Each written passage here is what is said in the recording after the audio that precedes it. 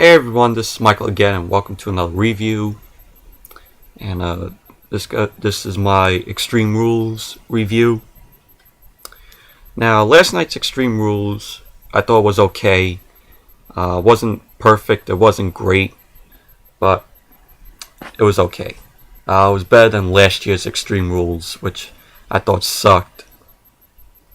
And like always, I'm going to tell you the matches that were fought and give my reviews on it.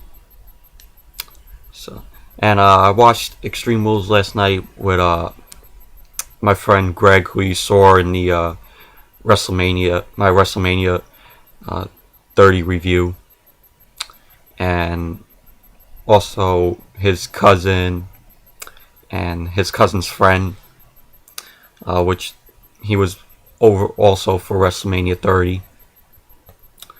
So yeah, we watched it on the WWE network.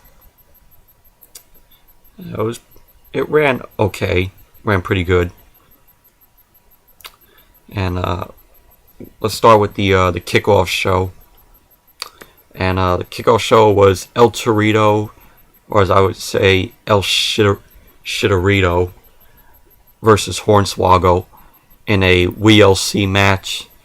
This match was funny. This is, in my opinion, the first best match of the night. It was just funny. You had a midget referee. You had midget commentators, which was hilarious. You also had a little chair, like a hit. But it was just funny. Of course, at the end, El Torito won with the springboard on Hornswoggle into a table and got the win. Ugh. Yeah. But the match was good though. In my opinion, like I said, the first best match of the night. So all in all, it was a pretty good match. It was a fun match. I liked how the way they did that contract signing this past Friday on SmackDown. When they signed that contract, it was funny. And then now I'm going to start with the regular matches. The first match was Rob Van Dam versus Jack Swagger versus Cesaro in a triple threat elimination match. This match, in my opinion, is the second best match of the night. It was just really good, and I love seeing Rob Van Dam in the match. But Cesaro got the win with the neutralizer on Rob Van Dam on the garbage can, because they used they used weapons in this match also. But yeah, so Cesaro got the win. And we was watching after Extreme Rules. We were watching, me and my friend Greg were watching Fallout. And when Rob Van Dam was doing that press conference, he had a cut over his, I think it was his left eye right here. Had a cut that ran like near his eye. Yeah, it was pretty crazy. But all in all, it was a good match. Like I said, in my opinion, the second best match of the night. Then you have next match. Sorry about that, but I was saying Alexander Rusev versus R-Truth and Xavier Woods in a 2-on-1 handicap match was the next match, and was a okay match.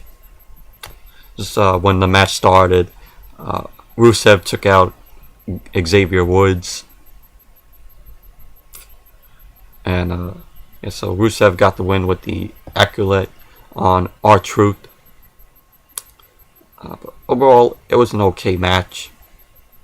Nothing special. Then next was Big E versus Bad News Barrett, aka Wade Barrett, for the Intercontinental Championship. Good match. Liked it. Bad Bad News Barrett, aka Wade Barrett, got the win with the bullhammer on Big E, and wins for the 4th time the Intercontinental title. But yeah, so all in all, it was a good match. And next was the Shield versus Evolution. In my opinion, this is the 3rd best match of the night. It was really, really awesome, this match. Some people said this Evolution reunion is a fail, and in my opinion it is. It's just that it feels like there was no reason to bring back Evolution. So, but yeah, the Shield got the win with Roman Reigns spearing Batista, and you had during the match you had Dean Ambrose and Seth Rollins, and Triple H and Randy Orton going through the crowd, and Seth Rollins did that jump off of the I think the lower level seatings where people sit, and that was amazing. That was great.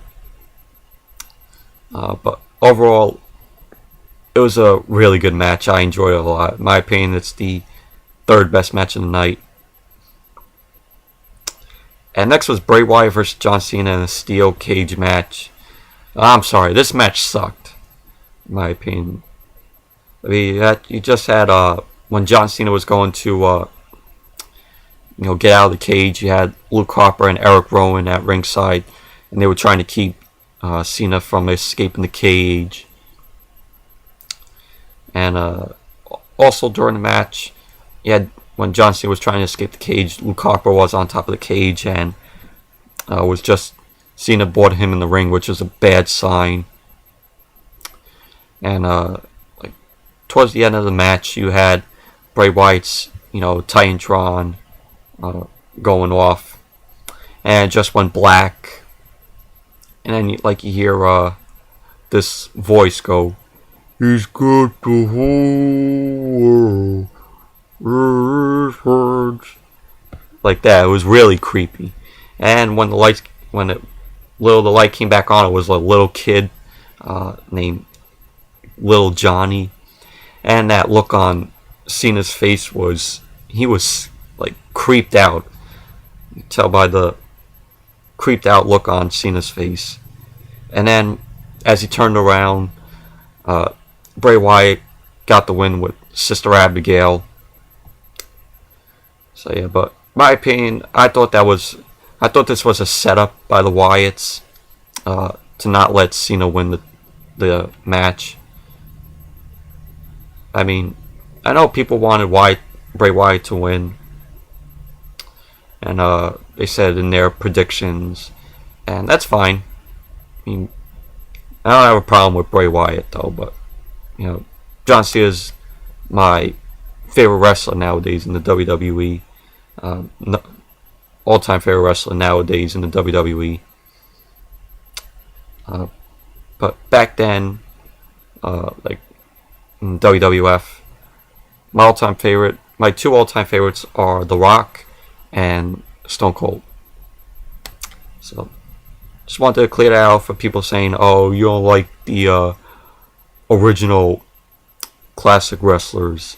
But no, I'm saying Cena is my favorite wrestler, all-time favorite wrestler in the WWE nowadays.